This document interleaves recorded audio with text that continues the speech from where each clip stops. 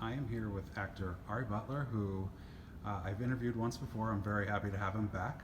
When we first spoke, you couldn't really talk too much about power, and we'll I could dig tell into you nothing. right. And even now, you may not, but we'll see where the roads lead. For those who had not seen the first interview, when did you first become interested in acting, and what steps did you take to pursue your role? Yeah, well, I became an actor because I couldn't hit a baseball. I think I would have done, you do things that you're good at, Mm-hmm. and it just seemed that I was getting a lot more attention when I was standing on a stage than when I was standing at home plate. Mm-hmm.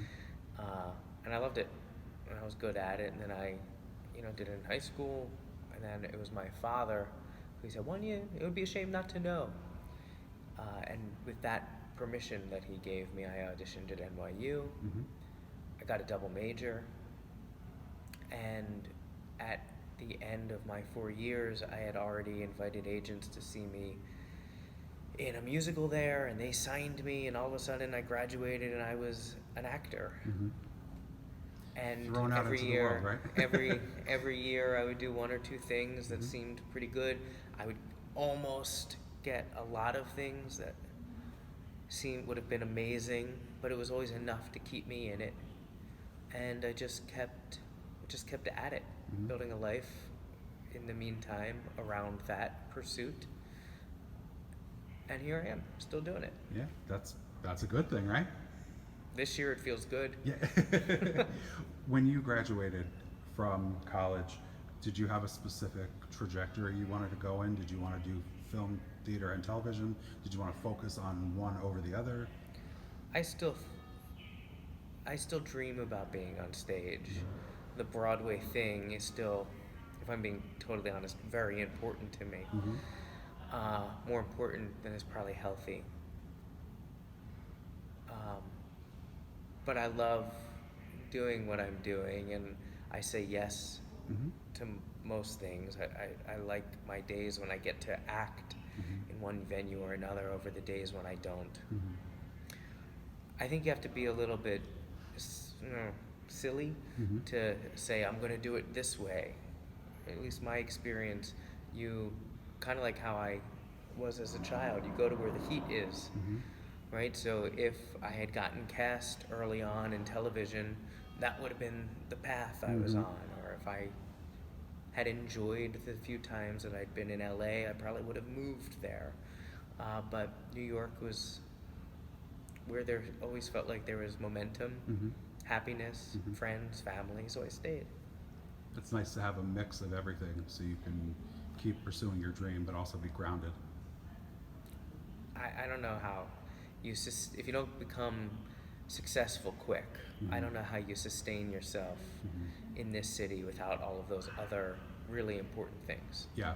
Early success Right. really helps, but outside of that, patience, longevity, Mm-hmm. it requires a life.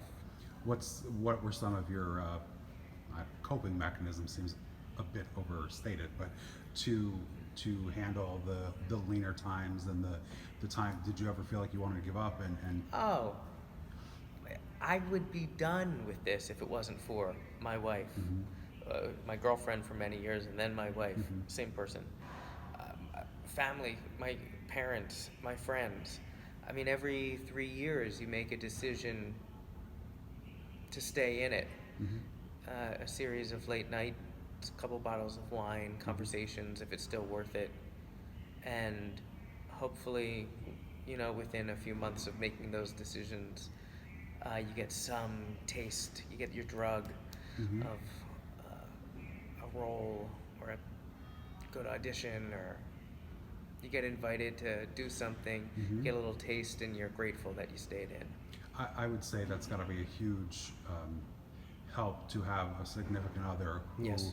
is so into you staying your course and sticking with it, because that's a huge financial and emotional toll it must take when you're questioning what you want to do for a Yeah. career. Yeah, I can only speak about mine, but my wife, Yeah.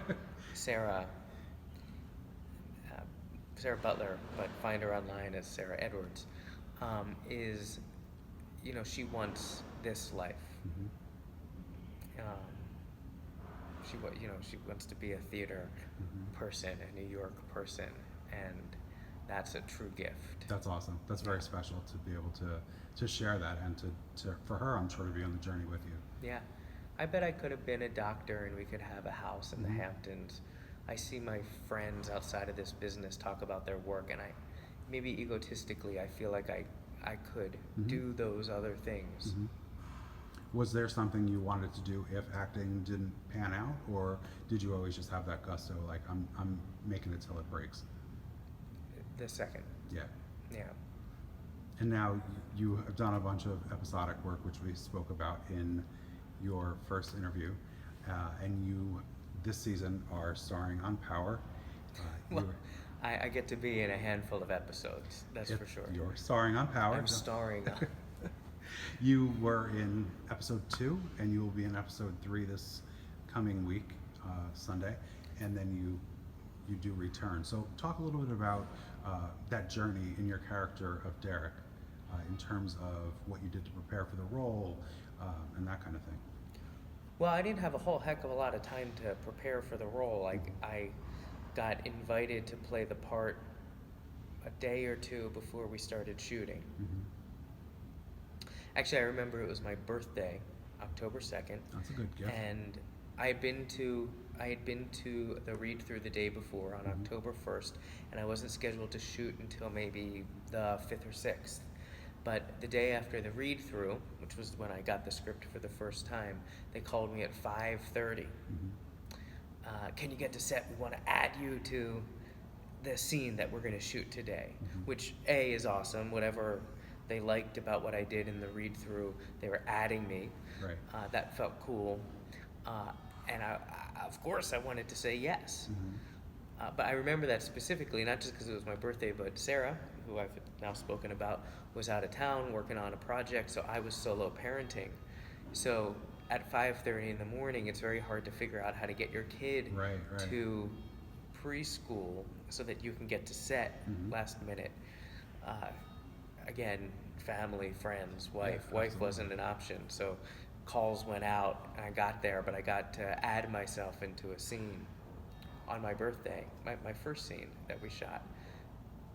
What was the point of this? The question? Was So the journey of it. evolution, the journey. Yeah, and the so I didn't character. have that's what it was. I didn't have a whole heck of a lot of time to prepare. Is- I got to set. The cast is great. Mhm. The character is very straightforward. I mean, it's a campaign manager Mhm. who, the, as you'll see, certainly you figured it out in episode 2, and you'll see again in episode 3. They love to beat up. Things don't go well for this character Mhm. for many episodes, and yeah. So a lot of it is just being in the moment and letting things affect you. Mhm. They make it very challenging for my character Derek to achieve what he's set out to do. Mhm. Anyway, And you have shared scenes primarily with Lawrence Tate, right? yeah. What was that like, working with someone who's been in the industry quite a very long time? Did he give you any pointers, or not that you would need pointers, but in terms of being on that set in general? I honestly, Lorenz, I got to work with Amari, Mm-hmm. the woman who plays my wife, Candace Maxwell. It was a very work-focused set. Mm-hmm. While they were setting up shots, and a lot of the shots I did had 70 background people. One day we had 400 background people there for a day I was there shooting. I mean, there was always a lot going on, but we, Lorenz, whoever it was, Candace, we would sit on the side and we'd try and figure out what the story was. We'd powwow with the writers. They were constantly making adjustments to the language in the scripts, and it was very actor friendly Mm-hmm. set. It wasn't so much.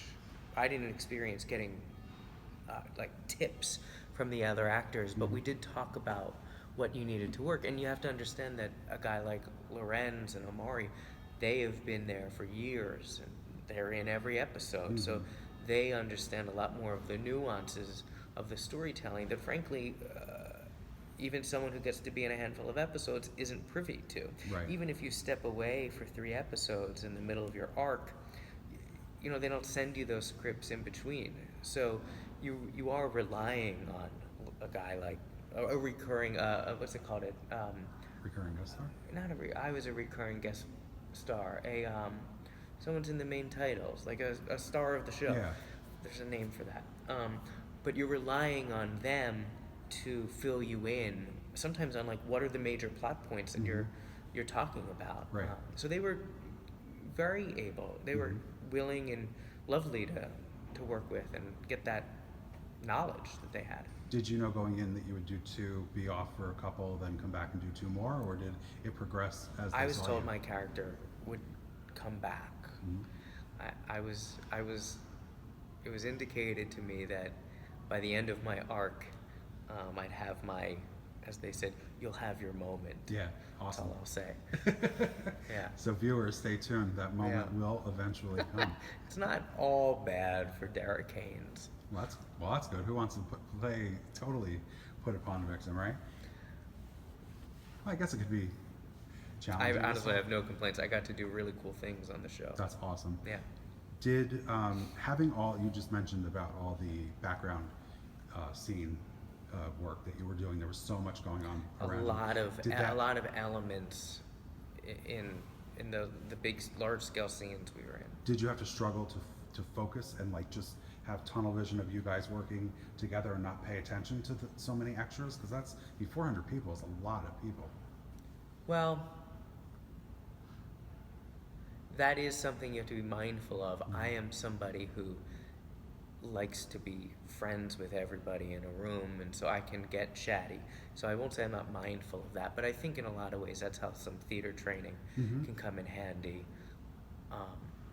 It's not, right now we're in a huge room, but it's you and me Right. talking, and there happens to be a camera that I'm trying to look at. But in the theater, you and I would be doing this conversation, and there would be 400 people watching it. So you get to practice the sense of that.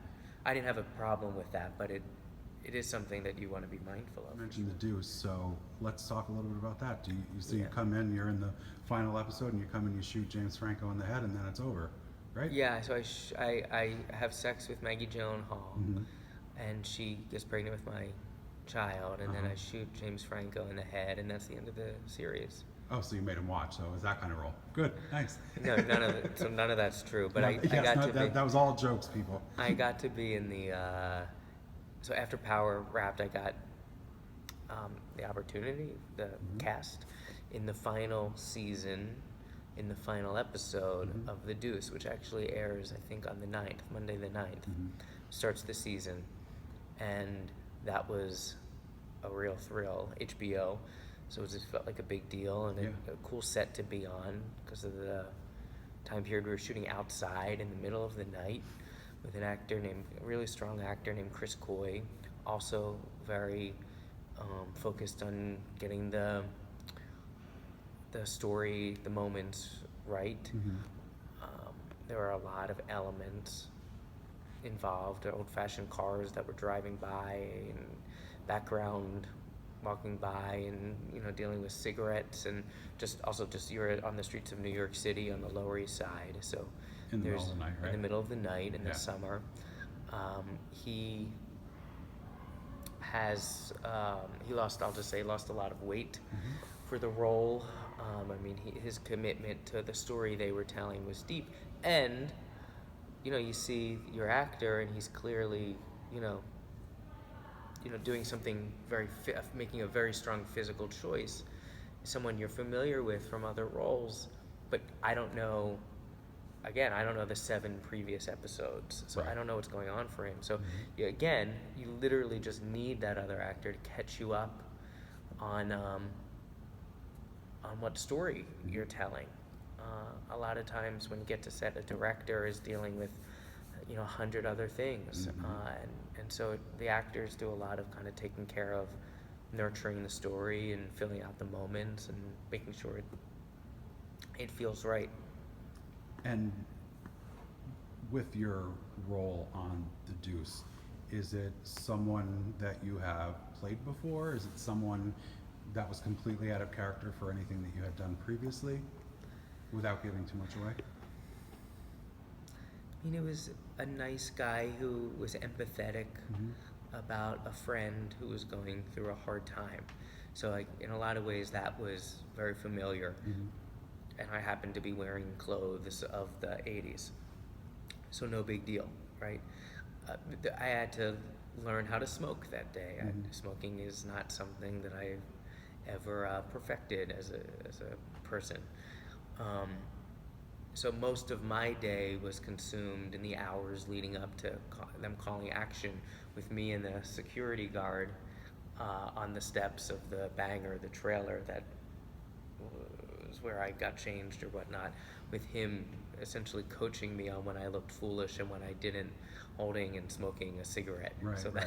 that was, unfortunately, most of my focus was on not looking like a doofus in the series finale of The Deuce, smoking kind of for the first time in a in an important scene. Yeah.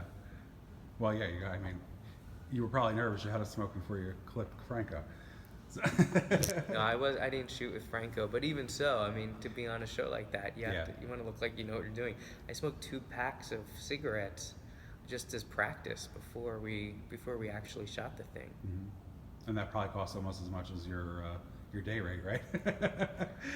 I don't know. Or I don't know if the herbal ones are more Oh, they're expensive different. Oh, okay. or less Okay. I thought they expensive. gave you real ones. Yeah, no. So now that those 2 projects are wrapped, and did you go to the Power premiere party? Oh yeah. Yeah, that was. Oh yeah. What was that like for you to be at a premiere for a series that was really its swan song? Well, for what I understand, there's never been a premiere like that one before. We were at Madison Square Garden. Wow. There were 11,000 people in a sold-out stadium. Wow. 50 Cent did a 2-hour concert. You can see a lot of it online. Mhm. With Snoop Dogg and Trey and a bunch of other performers that I'm less familiar with. The cast, the production team sat, probably in the first 40 rows against the stage, and then fans of the show, imagine families and relatives, lined Madison Square Garden all around, and after the celebratory concert, they brought down a big screen and they blasted episode 1. Wow. By now, everyone knows that 10 minutes into the episode, one of the major characters has died. But, we've known that for almost a year. Yeah. You almost take it for granted. So to be sitting there in Madison Square Garden watching this episode and the people next to you appearing on screen and most of us seeing it for the first time as well, but to hear I can them imagine. react around you. You don't Oh, ever get to watch absolutely. TV with Yeah, yeah. 11,000 people. That must have been a really shaking gasp when that happened. It was awesome. It was a reminder of how important these characters are to people. After 6 years, or at that point 5 years, they have love-hate relationships with them. That was really cool. And was the actress in the audience as well? Yeah. Well, she was there because everyone loves her. Yeah. And she's in the first episode. And also, I mean, she's on the billboards in Times Square. They had to make sure that people didn't know, does she live or die? So they included her in all the advertising, which was pretty savvy. Yeah. I think that's what you have to do nowadays, because people are always looking for some kind of spoiler online, or if one of the actors posts something from the set, they're like digging into the background to look and see every little thing. You can't get away with anything anymore with social media being at the forefront. Yeah, yeah, it's a big deal. 50 Cent directed this next episode. Okay. So there's a lot of security around set and a lot of opportunities for spoilers. Yeah. And I'm certainly not going to be the one to piss off 50 Cent. Yeah. That's not anything I want in my My life. former boss's brother was his bodyguard. He used to be his bodyguard. Small world, right? Yeah. So now that you've made, not a habit of, but you play the nice guy a lot. Would you like to dig into a really villainous role? I feel that would be that's completely opposite of who you are. I play a lot of big dicks on stage. Yeah. Um, I've gotten to play a lot of assholes. And on Dietland, I mean, it was only 3 or 4 lines, but he was a not nice person. Mm-hmm. On the Get Down, they cut the heroin, but you know, it was a bit of a sleazeball scene, as I understood it. I think even when I watch myself, I feel like I come across as nice. Yeah. But I don't think, you know, and that's in the casting. If they wanted that, then they cast me instead of, for whatever reason. But I don't think of these. I don't know if Derek's really a good person. He's just not as overtly violent or deceptive, or at least in the scenes you see him as the other characters. Mm-hmm. I don't think I'm trying to be nice. I also don't feel like anyone ever feels like I'm very dangerous. Right. Well, that's got to be a hard thing to play, because you don't look like you would be dangerous, but underneath you don't know what's going on, or you come across looking like the nice guy, and then you do act like an asshole, or say something that probably takes people by surprise. Yeah, that's fun. Yeah. What would you really like to sink your teeth into next? Oh, I love the presupposition of that question is that you get to choose. Mm-hmm. I have not ever felt like I had a choice in that matter. Mm-hmm. I don't tend to pursue this career as if that choice is mine. Mm-hmm. Do you think that that's something that could be not the downfall of an actor, but that an actor can shoot himself in the foot by only picking one thing that they think they're really good at, and then only focusing on trying to get roles in that manner, or to that way of? I suspect that's a problem. I mean, I think there are some traps you don't want to fall into. Mm-hmm. That is probably broader than race and gender and whatnot, and what you put out into the world. I may be being a little passive about not making decisions about what I do and what I don't do. Most of it is logistical. I have a Mm-hmm. kid and another kid on the way. So Congratulations. thank you. Most of the times when I say I can't do that, it's just purely logistical. Mm-hmm. I definitely have benefited, though, from not being pigeonholed. I mean, being pigeonholed means that you've succeeded in some way or Yeah. something. So that means that you've succeeded on something. Absolutely. I haven't done that to myself yet. So I still can go and do a musical every year, or do a revival of a play, or invent a new play, or get cast in this or that on TV, because no one really thinks of me as, oh, that's what he does. Mm-hmm. Yet. And that's I guess something you want to avoid, but It's almost like you want to avoid it, but then it's also a compliment, because they know you could do it so well. yeah, I don't think you want to at the beginning fret about that sort of thing. Although I imagine people who feel like they didn't think it through far enough wish they had fretted about it earlier. But Yeah. What are you going to be focusing on now? You said you had a new child on the way, and is that something? Oh, that so my wife starts her rehearsals for her 7th Broadway show next week. Charlie, my son, started kindergarten yesterday. Uh-huh. You know, who knows what's next for me, but honestly, we're just trying to keep the wheels on this thing. Yeah, the wheels on the bus got to keep them going, right? Yeah. Well, you mentioned that your son's going to be in kindergarten, or is in kindergarten rather, so you have part of the day that you may be able to focus on yourself and becoming a stronger actor. And do you have any interest Yeah, but in writing? in 2 months we're gonna have a new baby. Oh, she's that close to being yeah. due. So Gotcha. I mean, I didn't even mention the main. I buried the lead. You buried the there. lead. You're like, she's But- going into labor right now. We So gotta wrap this you up. know, whatever you're about to say, like, oh, well, have you thought about how you could use that time? Like, that time is, you know, I'm gonna have another 3 years now of just kind of hoping that I don't drown. Well, that's an added pressure. I know people always, you know, it's hard to have children regardless of the profession that you're in, But for an actor, it's got to be extra challenging just because of the logistics of you could be shooting overnight, you could be shooting in a different location, and like there's a lot of other pieces that fit in to that.